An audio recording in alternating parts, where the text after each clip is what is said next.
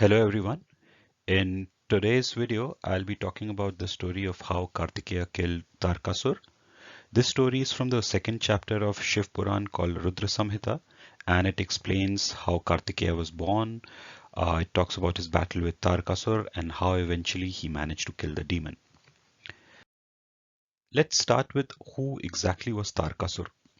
Tarkasur was a very ferocious demon whose father was also a very strong Raksha called Vajranka.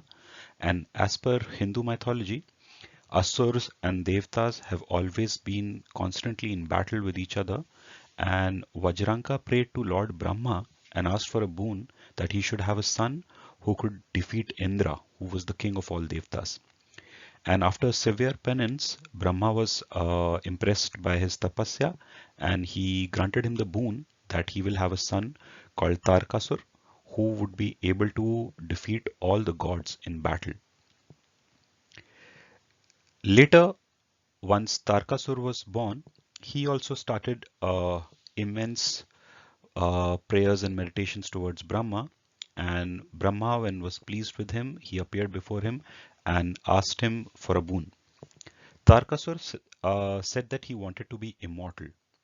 At this request, Brahma said that it was against the laws of nature and he could not grant his wish. The best he could do was to grant him a boon that his death can happen only under a specific circumstance which he can select.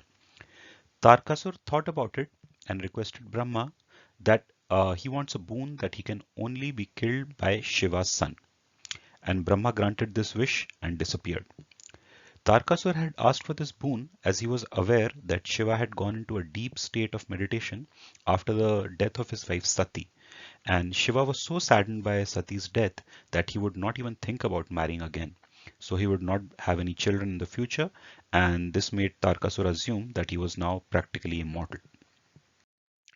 He was so boldened by his new powers and the boon received from Brahma that he started attacking all the gods and he started destroying the ashrams of the rishis so they could not conduct any yagna and havans to please the gods.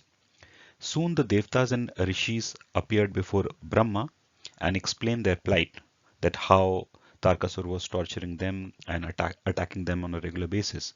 Brahma replied that he was helpless in this matter. As per his boon, only a son born of Shiva could kill Tarkasur. Once the gods got to know about this, they got to know that Parvati was born to Himalaya and Mena, and she was an incarnation of Sati. And in this life, she started doing severe penance and tapasya to receive the boon that she will marry Shiva again in this life. But despite the boon received by Parvati, Shiva continued to stay in his deep meditative state. Worried by the rising atrocities of Tarkasur, Brahma sent Kamdev to give rise to desires inside Shiva. So he comes out of his meditation and marries Parvati. Shiva was really angered by getting disturbed by Kamdev and he burnt him to ashes. At this stage, Brahma and Vishnu intervened and explained to him the whole situation and how he needed to come out of his meditation and marry Parvati so the havoc being created by Tarkasur can be put to an end. Shiva finally calmed down and restored Kamdev and agreed to marry Parvati.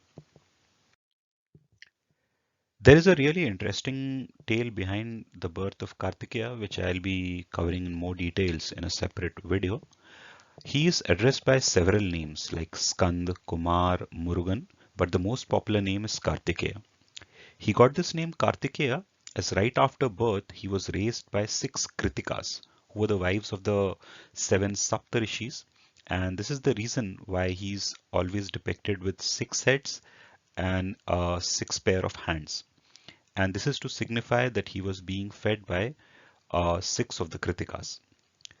Once he attained the age of 7 years, he was brought to the home of Lord Shiva in Mount Kailash by Brahma. Here he was given divine weapons by all the gods present and they prepared him for the battle with Tarkasur. Parvati presented him with a spear called Vel, which was embodied with the power of Shakti and could not be countered by any weapon possessed by the demons. After arriving at the battlefield, Veerbhadra, who was the commander of the Ganas of Shiva, asked Kartikeya to stay at the back and told him that he himself would fight with Tarakasur. Veerbhadra was the most ferocious warrior amongst all of Shiva's army, but despite attacking Tarakasur with the strongest weapons he had, it did not seem to have any effect on Tarakasur. This was due to the boon he had received from Brahma that he could not be killed by any warrior except Shiva's son. Veerbhadra soon became unconscious after receiving a strong blow from Veerbhadra's trident. At this stage, Kartikeya entered the battle. Looking at a 7-year-old son of Shiva, Tarakasur started mocking the gods, saying they were shameless for hiding behind a little boy. But the moment he felt the first blow of Kartikeya, he realized that this was no ordinary boy. All his weapons and shields were useless against the powerful Vel, and soon Kartikeya killed Tarakasur. All the gods started rejoicing as they would finally be able to claim their land Swarga, which had been taken over by the demons. And this war was, however, not yet over, as the sons of Tarakasur, called Triparasur, would seek revenge from the gods and would attack them again. But I would cover this story in a separate video. Thanks for watching. Om Namah Shivaya.